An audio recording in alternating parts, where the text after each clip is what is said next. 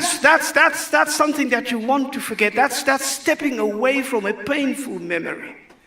And so our children do not know that Robben Island did not become famous in the 1960s, but Robben Island was an island where our heroes were sent to way, way back when the Dutch came here for the first time and the British came here for the first time. I'm a king. Yes. We are here because there is such a crisis in our country. When you have corruption from top to bottom, that's a crisis. When you have unemployment for young people so high that we've never seen before, cycles of poverty that is now generational and pursued ruthlessly through an economic policy called neoliberalism that put all of what we have and what we deserve in the hands of a small few, and you allow 6 white families to run this country and run you in the process. That's a crisis. And we have to respond to that crisis. And when you have the World Bank, who put you in this crisis, tell you that because of the policies you follow by them set for you, you are now the most unequal society in the world, so that you can blame yourself and ask yourself, what have we done wrong? That's a crisis. It's so big and so overwhelming that it cannot be ignored, it cannot be denied, it cannot be submerged with any kind of argument. But I think of Chairman Mao, some of you who remember him. Chairman Mao, in the middle of the Cultural Revolution, where things were crazy in China, said a thing that I will never forget. Chairman Mao said, "There is utter chaos under the heavens." And then he said, "Therefore, the situation is excellent." Now, that means for me, that when you know that the crisis is so deep and so big and so that you can no longer afford to ignore it or argue it away, it can either mean that you are drowning in your own desperation, or it can mean that you now see that this is something that must be done, and I am the one to do it. It offers humanity their most hopeful moment, and therefore this situation is excellent. We are making the right choices here.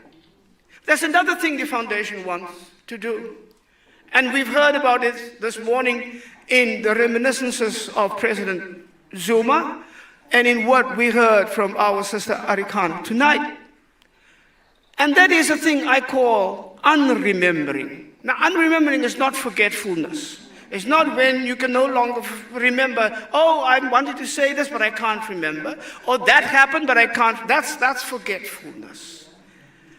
It's not like people saying, I do not want to think about that anymore because it's too painful. People in my community who will not speak about our history of enslavement in the Cape, they say, let us forget that because it's too painful. Especially if you know that there is very little that you can do about it, because in your history books that your children are taught in school, that history is never even mentioned. That's something that you want to forget. That's stepping away from a painful memory.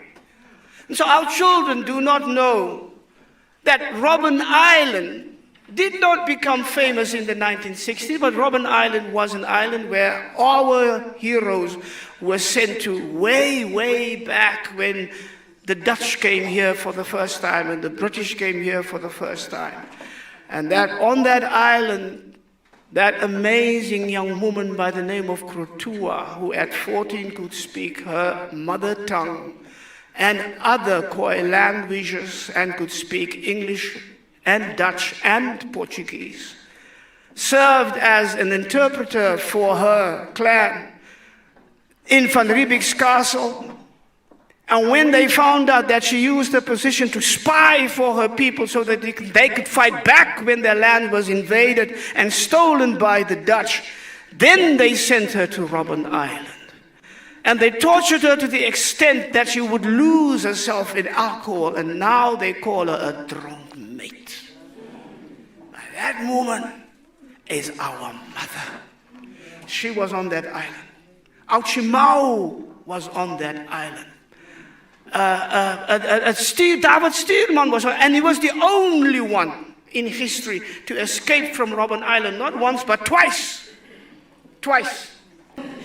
But so that unremembering is a deliberate political decision to leave certain things out of history, to erase certain things, to fade things away, not to tell certain things in the way they happen so that I alone can claim the glory for myself. We've seen that in 300 years of colonial history. We've seen that in the last 30 years of ANC history as well.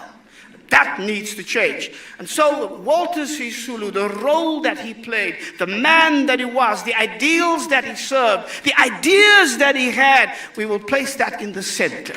We will not unremember that man. We will not unremember Albertina. We will not unremember her courage and her faith and her strength, which we can see her daughter has inherited from them both.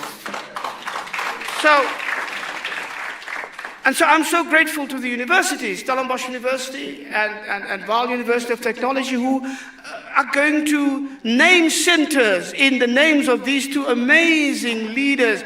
And it's not just about the name change, or the naming, or the renaming. It's about the ideas and the ideals and the dedication and the service and everything that they had to be translated not just into the curriculum, but into the lives of their students, so that what they believed in and what they strived for and what they fought for and what they died for would become a habit of the heart. So that we do it just because we are, just because we know it's right. The last thing that I want to talk about is this.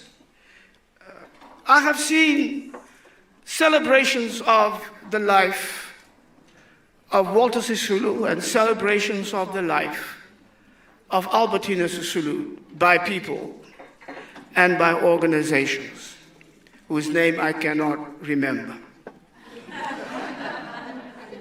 And as I watched those celebrations, I thought, a celebration means you honor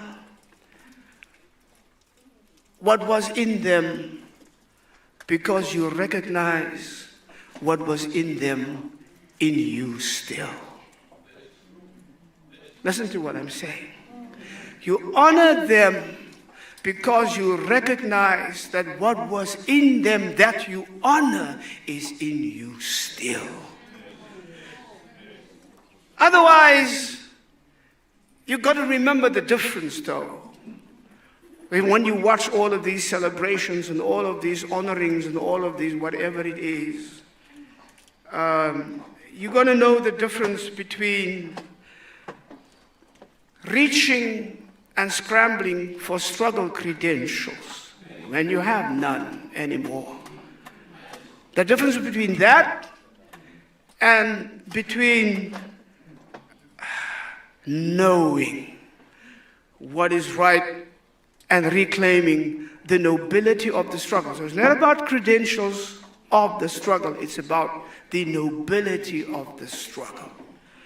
If you have lost that, no amount of honorings will help you or save you, or replace the trust of the people in you, or the love of the people in you, because you cannot make greed and expediency your creed and celebrate Walter and Albertina Sisulu. You cannot refuse responsibility and accountability and still celebrate the life of Walter Sisulu and Albertina Sisulu. You cannot justify Pala or cover it up and still celebrate the life of Walter Sisulu and Albertina Sisulu. You cannot betray the hopes and the dreams and the ideals of your people and of your young people and steal their future and still celebrate the life of Walter Sisulu and Albertina Sisulu, because if you do these things, you have already denied everything that they were and everything that they gave and everything that they left us, the generation that comes behind. And so that's why we are here tonight. And we will celebrate that in all honor. We will celebrate that in all integrity. We will celebrate that with all the vigor in our hearts. We will celebrate that with a new refound discovery of who we are and what we were and where we're going to. And we'll tell our children that, and we'll tell our young people that, and we will teach it, and we will preach it, and we will live it.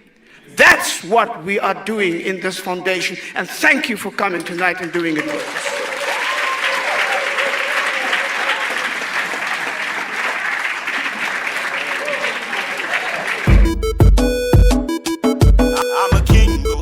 I'm a king, go.